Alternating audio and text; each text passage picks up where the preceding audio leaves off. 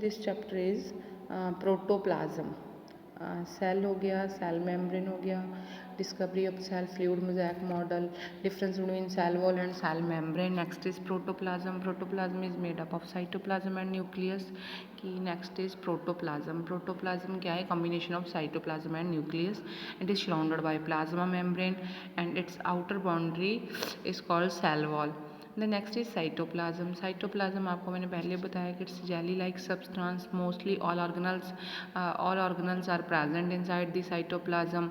It's provide a medium for chemical reaction, means help in communication. जो भी cell के inside material exchange होते हैं वो with the help of cytoplasm क्या होते हैं? एक्सचेंज होते हैं। Next is nucleus.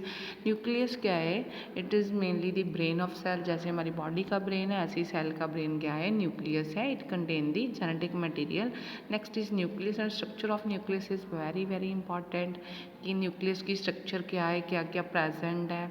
आउटसाइड क्या है? एंडोप्लाज्मिक रेटिकुलम है, जो आपको रेड कलर के डॉट दिख रहे हैं, क्या है? राइबोसोम है।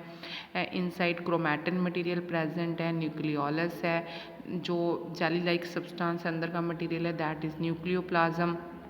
जो न्यूक्लियर मेम्ब्रेन है वो पूरी क्या है? मीन्स कहीं कहीं पे उसमें पोर्स प्रेजेंट है, उनको क्या बोलते हैं? Nuclear pores. And outer covering is nuclear envelope. कि न्यूक्लियर एनवेल्प जो है डबल लेयर मेम्ब्रेन है। देन न्यूक्लियर पोर की एनवेल्प के बीच में होल्स प्रेजेंट है, that is nuclear pore. Then nucleoplasm inside क्या है? जो न्यूक्लियर सैप है वो क्या है? न्यूक्लियर प्लाज्म और कैरियोलिम्फ। और मोस्टली जो है इसका मेन फंक्शन क्या है? It is a suspension medium for organelles. The nucleolus. Nucleolus is a membraneless organelle. Inside the nucleus, nucleolus है without membrane. Then chromatin fibers. Chromatin fibers contain DNA and protein, and it help in synthesis of protein. Means nucleus की structure बहुत ज़्यादा क्या है? Important है। Then chromosome versus chromatin. Chromosome क्या है? Tightly packed DNA. Chromatin क्या है? जिस टाइम वो पूरी तरह से पैकिंग में नहीं है, सेल में ऐसे ही क्या है? दिखाई दे रहे हैं आपको, दैट उस कंडीशन में हम उसको क्या बोलते हैं? कि क्रोमैटन्स है। जो क्रोमैटन है वो इंटरफेस में होते हैं। हम नेक्स्ट चैप्टर में करेंगे इंटरफेस क्या है, आपको माइटोसिस मियोसिस में आएगा इंटरफेस। तो जो क्रोमोसोम है they found only during cell division. इसमें ये DNA is not being used for macromolecule synthesis. Chromatin में जो DNA it is used for macromolecule synthesis. Means chromosome बहुत ज़्यादा इंपॉर्टेंट, आपको 1 मार्क्स में भी आ सकता है कि क्रोमोसोम क्या है। क्रोमोसोम क्या है? जो डीएनए की रेप्लिकेशन में हेल्प करेगा। It's a tightly packed DNA. It is found only in cell division. Next आपको क्रोमोसोम नंबर दिए हैं कि कैसे कैसे प्रेजेंट है। Next is prokaryotic and eukaryotic. Prokaryotic और यूकैरियोटिक आपने 9th क्लास में अच्छे से किए थे कि प्रोकैरियोटिक में क्या प्रेजेंट है। प्रोकैरियोटिक जो है विदाउट मेम्ब्रेन है, मीन्स जो यूकैरियोटिक है मेम्ब्रेन बाउंड ऑर्गेनल है। और इसमें क्या है? डीएनए नेक्ड है, उसमें डीएनए क्या है? जो है नेक्ड नहीं है डीएनए, उसका लीनियर है, उसका डीएनए क्या है? सर्कुलर है। Next is cell organelle. Cell organelle में माइटोकॉन्ड्रिया है।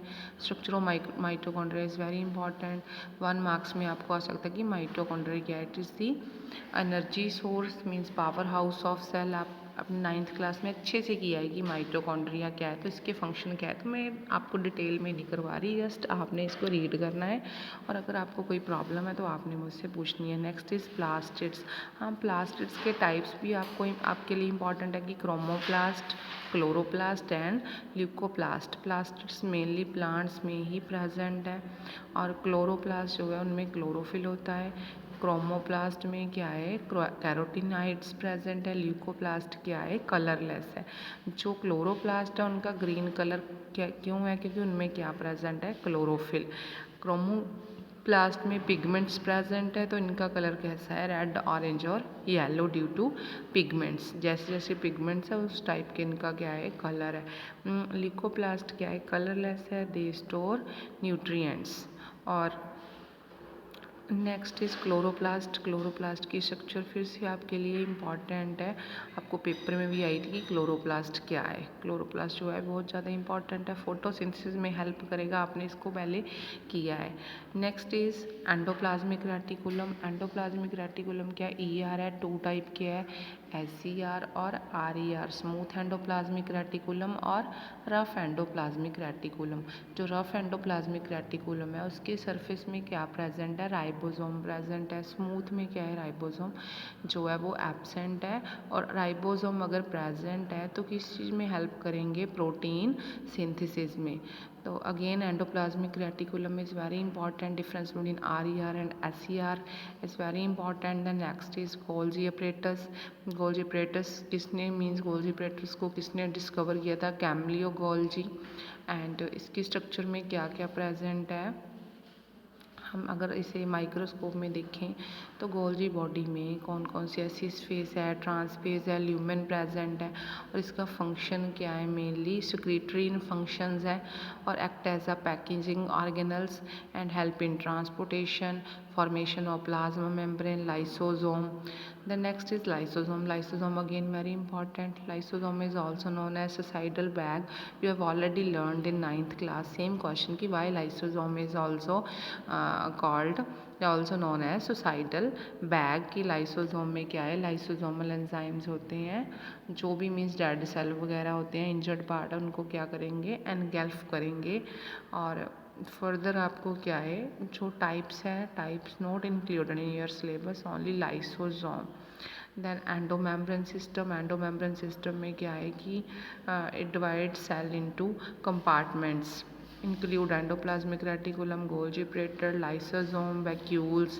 Next is ribosome. राइबोसोम किस चीज़ में हेल्प करेंगे, हेल्प इन प्रोटीन सिंथेसिस।